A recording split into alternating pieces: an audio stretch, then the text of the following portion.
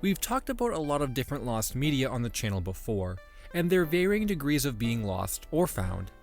There are the long ongoing searches that still have dedicated fan bases, then the topics that are completely found and have become solved in their entirety, but then there are the topics that just seem to exist without any progress on their searches, and it feels like all hope is lost for them actually being recovered.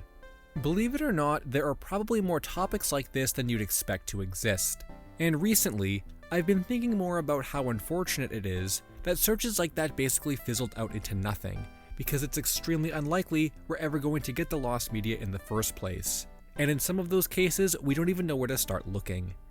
No, I'm not talking about Slamfest or Me and My Friends here, or even something that's a bigger stretch like the original Jeff the Killer image.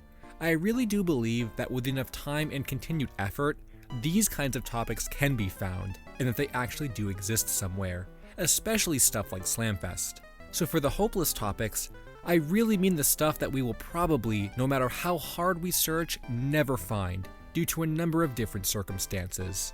Even compared to the challenges of Slamfest, they're in a league all their own. The first topic that comes to mind when I think about hopeless searches is a topic that I first talked about a long time ago at this point, and one that I think about occasionally, despite how there has been no progress on it whatsoever, basically ever since my original video. This topic is none other than Batman Fights Dracula, a really obscure lost film, but one that has gained a cult following for its weirdness, and small fan base within the lost media community for its rarity. The topic was on my personal most wanted lost media list, but it's been far replaced with many other topics that just feel more obtainable and have a richer search history. The story behind Batman Fights Dracula is that it was an unlicensed Filipino film produced all the way back in 1967.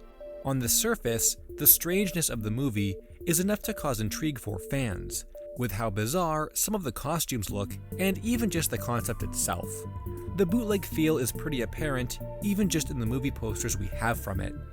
In fact, those movie posters are about the only piece of content we have from it, and this is where the mystery began for it.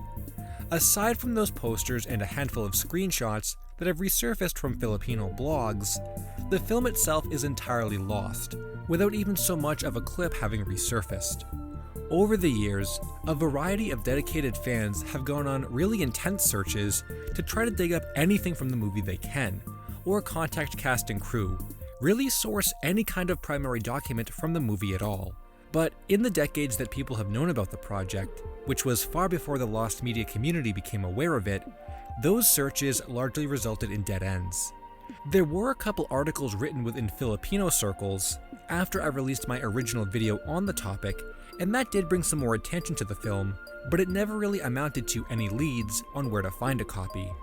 Strangely, a variety of other unlicensed Filipino parody movies have resurfaced, but not this one. And it's for that reason which has led fans, myself included, to believe there's a large chance it's gone forever. There's just nowhere to really look for this film, considering it wasn't shown outside of the Philippines, and at the time Batman Fights Dracula hit theaters to begin with, it was when the Filipino film industry was very new, and preservation wasn't something that was prioritized. It's not known how many reels were ever even produced, or where they ended up. The current theory is that even if there is still an existing reel that's found, there's an even greater chance it wouldn't have been preserved correctly and would be beyond salvaging in the first place. But as of now, there's no proof to back up that any even survived. And like I said before, a lot of the cast and crew were researched, but unsurprisingly, most were not available to be contacted online or had since passed away. The only hope I ever had of getting this one found was through a message I received many years ago from someone claiming to be the granddaughter of the director, who was working on a personal project to document their grandfather's legacy. She stated she had heard about the topic and was prepared to go to the Philippines for her research, and see if she could dig up a copy somewhere. But this was in 2019, right before the chaos of 2020, so I don't know if she ever made it there. I never heard back from her after that either, so perhaps that means it never happened. But perhaps I'll have to try and find her again to inquire about the project and see if there are any new leads she was able to find and maybe just didn't tell me about. But as far as she knew, the family didn't have any kind of archive or collection of his work, so that's why she was going to go look for herself. I would love to see this one resurface someday, and would be so happy to get it, but with so few places to look and so little hope, simply for how old it is and its location within the world, most people have written this one off. If there was ever another topic that feels like it's never going to get found, especially considering how hard two separate communities have been searching for it, that spot would absolutely go to JoJo's Bizarre Adventure Phantom Blood, a topic that needs no introduction for how popular it's become over the many years of dedicated searching. In fact, it's specifically because of this dedication that's allowed the search to continue for as long as it has been. When I joined the search in 2019, it had already been in full swing for a couple years before that. But it's also for this immense popularity and effort with little results that has led myself and others to believe it's just a hopeless cause, and the search is basically over without anyone wanting to admit it. In fact, there is some new information that I haven't put in any update videos yet that leads us to this conclusion, but even without that, the writing was on the wall a couple years ago when the search really started slowing down. For those unaware, and to give a quick recap, JoJo's Bizarre Adventure Phantom Blood was a memorable movie adaptation of the first arc of the JoJo series that existed way before David Productions got their hands on the series and created each of the installments that it's known for today. Made in 2007, the film was released only in Japanese theaters for a few months, was never dubbed in English or released internationally, and never made its way onto home media. So once its theatrical run ended, that was it. It was officially lost media. In fact, as far back as the late 2000s, way before people started looking for it under the term lost media, you can find old forums where fans questioned when a release of the movie was supposed to be happening, with it seeming strange that so long had gone by without any word on it. Well, a home media release was supposed to happen around that time, but the company behind it, Studio A3P, lost the rights before they were able to get that DVD out, which put the movie in limbo and eventually buried under David Productions' new work. So from that point onward, as JoJo became more popular, fans organized search efforts to find the film, with the Phantom Blood Discord server acting as a large home base for progress and updates. As far back as 2019, I witnessed so much content from this film resurface that definitely would not have been sought after if the movie had been easy to find or was already available. Tons of behind-the-scenes materials, concept art, character model sheets, and assets that enhance our understanding of the film. But of course, this is sort of a bonus, and getting the film itself is what fans really want. But unlike Batman Fights Dracula, we do have small portions of the film that can be viewed, but nowhere near the whole production. So this is where the mystery begins, and raises the question about where we're supposed to go to get a full copy. And well, if there was any area of contact you could think to reach out to, Liquid X has probably already tried it.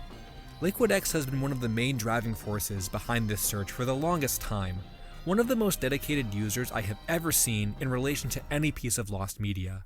They've contacted dozens of different companies, people, and organizations, even as high as the Japanese government, but in every instance there's no trace of the film, or even if there was, it wouldn't be available to people outside of Japan. That is, if a copy could even be supplied. I do think at some point we need to revisit this topic in full and break down exactly what's been going on, but basically, we've convinced ourselves that the only realistic way we're ever going to get a release is through Shueisha. And by the way, they were actually contacted via physical letter, but haven't responded yet. Actually, one of the producers at Shueisha who handles the JoJo license made a post on X of the movie's main theme song 3 days before the 17th anniversary of the movie itself, which led users to believe this was some kind of hint at an actual re-release, but instead it ended up being nothing. Given how reluctant Japanese companies are in releasing older adaptations of their properties once they've been replaced, the odds are just really slim we're going to see this one again. I also don't think any of the rumors about copies floating around in the wild are still in play either. There's never been any actual proof beyond claims that physical bootlegs exchanged hands at conventions, or that someone found film reels back in the late 2000s. There was also never any updates to that WinMX tip I got a year or two ago, that a cam rip of the movie had been hosted there before quickly being taken down, so that's probably out of the question too. Shueisha has it and that's it, and I wouldn't put my bets on them releasing it either.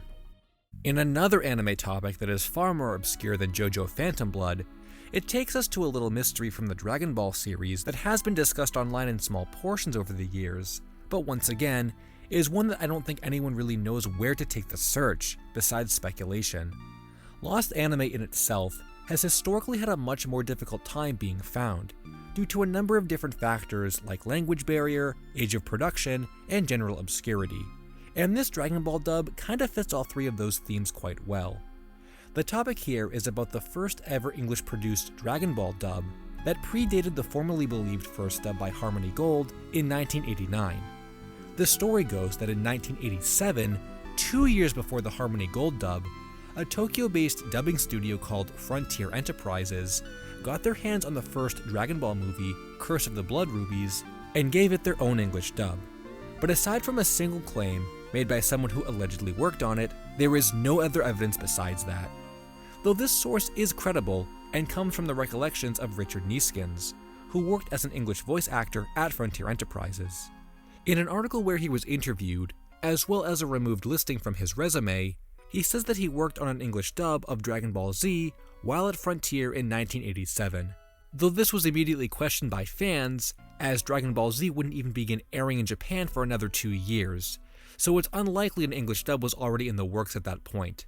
More likely, Neeskens is confusing the main series for one of the movies, and Curse of the Blood Rubies fits the timeline exactly.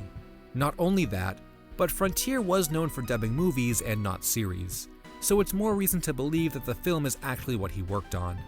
But putting all of this aside, it's not just the obscurity of the production that makes it impossible to find, but rather where it was released. While this has not been completely confirmed, it has been established that Frontier Enterprises primarily did their dubs for showings on Japan Airline flights between the US and Japan, so this is not a product that would have been shown in theaters or had any kind of wide commercial release, and that makes it almost impossible to track down a copy of. Where exactly do you start looking for something like that? I remember there being some discussion about checking Japanese auction sites for tapes or whatever kind of media would store this content, but that seems almost impossible, and the chance of this specific production showing up is slim. I was thinking it would probably be easier to search for Frontier Enterprises content specifically rather than Japan Airlines stuff, but even searches in Japanese for the company don't bring up any new results. It's not even known if Toei would have this in their archives, considering how old and obscure it is, but without a doubt, they would not re-release such an early and likely poor adaptation of their series.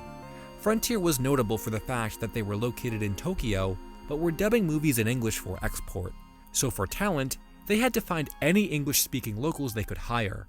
This meant that the quality of the dubs would not be as high as traditionally expected, since the actors were often not professionals. It also means that a lot of the people who are credited in their found films are nowhere to be found online either, since they were just local talent. Not to mention, a lot of them have passed away over the decades too. This is just one of those things that if it ever shows up, it's probably going to be in a way that nobody expected, and spreading awareness of the topic is just about all that can be done, unless there are people out there with connections to this industry who aren't even aware this is lost yet. While a lost dub of the original Dragon Ball Z would be way more notable and something more people would probably want to jump on, this movie is still important to the history of the English adaptation of the series, but I just don't have any good idea of where to even begin asking around for copies, and it's been that way ever since the late 2010s.